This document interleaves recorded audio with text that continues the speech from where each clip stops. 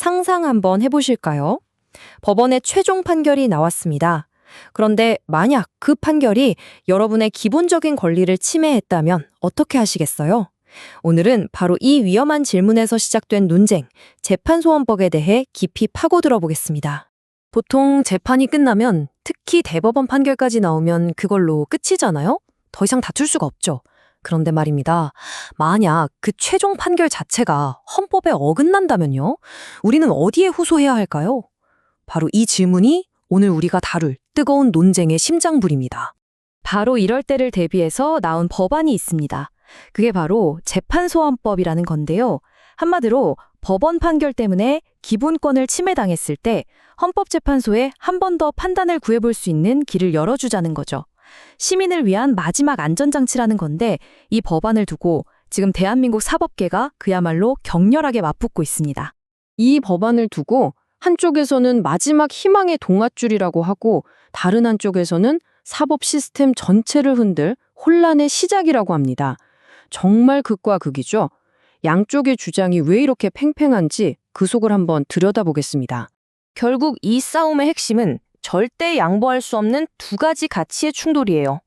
바로 국민의 기본권 보호냐 아니면 사법 시스템의 안정성이냐 이거죠. 한쪽은 억울한 사람 한 명이라도 더 구해야 한다. 다른 한쪽은 그러다간 사법 시스템 전체가 무너진다. 이렇게 맞서로 놉니다. 자, 그럼 먼저 찬성하는 쪽 이야기부터 들어볼까요? 도대체 왜 이 법이 우리에게 꼭 필요한 마지막 안전장치라고 주장하는 걸까요? 찬성 측의 논리는 아주 간단하고 또 강력합니다. 대한민국 그 어떤 결정도, 심지어 대법원 판결이라 할지라도 헌법 위에 있을 수는 없다는 거예요. 만약 법원의 판결 때문에 내 기본권이 침해됐다면 이걸 바로잡을 마지막 기회는 있어야 하지 않겠냐, 이겁니다. 그러니까 이게 단순히 판결 하나 뒤집자는 차원이 아니라는 거죠. 여당이나 헌법재판소는 이 법이 생기면 법원 스스로도 판결 내릴 때 이게 헌법에 맞는 건가? 한 번 더 생각하게 될 거고, 그럼 장기적으로는 사법부 전체에 대한 국민 신뢰가 더 올라갈 거다, 이렇게 기대하는 겁니다. 하지만 대법원과 일선 판사들의 생각은 완전히 다릅니다. 이 법이 가져올 미래를 아주 어둡게, 심지어 위험하게 보고 있어요. 반대하는 가장 큰 이유, 바로 사실상의 사심제가 된다는 겁니다. 우리나라는 3심제잖아요. 1심, 2심, 그리고 대법원. 이게 헌법에 정해진 우리 사법 시스템의 뼈대거든요. 그런데 여기에 헌재가 또 끼어들면 이건 그냥 제도를 좀 고치는 수준이 아니라 시스템의 근간을 흔드는 거라고 보는 거죠. 판결에 나도 끝이 아닌 거예요. 그리고 반대 측이 정말 두려워하는 건 바로 이겁니다. 소송의 무기화. 이게 무슨 말이냐면요. 이 제도가 억울한 사람을 구제하는 방패가 되는 게 아니라 오히려 돈 많고 힘 있는 사람들이 상대를 괴롭히려고 소송을 질질 끄는 무기로 쓰일 수 있다는 거죠. 생각만 해도 끔찍하죠. 그러니까 법정 다툼은 끝도 없이 길어지고 판결이 나도 언제 뒤집힐지 몰라 불안하고 결국 이런 모든 혼란에 대한 비용은 누가 부담하겠어요? 바로 우리 국민들이라는 거죠. 반대 측은 이 위험이 너무 크다고 보는 겁니다. 자, 이렇게 양쪽의 주장이 정말 팽팽한데요. 여기서 한 언론사설이 아주 중요한 질문을 던집니다. 혹시 우리 지금 엉뚱한 싸움을 보고 있는 건 아닐까? 이게 정말 대법원하고 헌법재판소 두 기관의 자존심 싸움, 힘겨루기일까요? 이제 관점을 좀 바꿔서 이 법이 우리 같은 보통 사람들의 삶에 진짜 어떤 영향을 줄지 그걸 중심으로 봐야 한다는 목소리가 나오는 겁니다. 맞습니다. 핵심은 그거예요. 누구의 권한이 더 크냐가 아니라 누구에게 더 이익이 되느냐. 그 유일한 기준은 국민의 이익이어야 한다는 겁니다.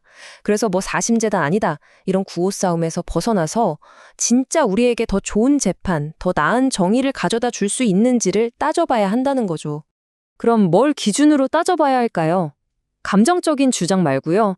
한 사설에서 아주 좋은 기준점, 3가지 질문을 제시합니다. 이 질문들을 따라가다 보면 좀 더 냉정하게 판단할 수 있을 것 같아요. 그 질문들은 바로 이것들입니다. 첫째, 이게 정말 헌법이 정한 3심제를 무너뜨리는 거냐, 아니면 아주 예외적인 경우에만 작동하는 보완장치냐, 설계를 아주 명확하게 해야 한다는 거고요.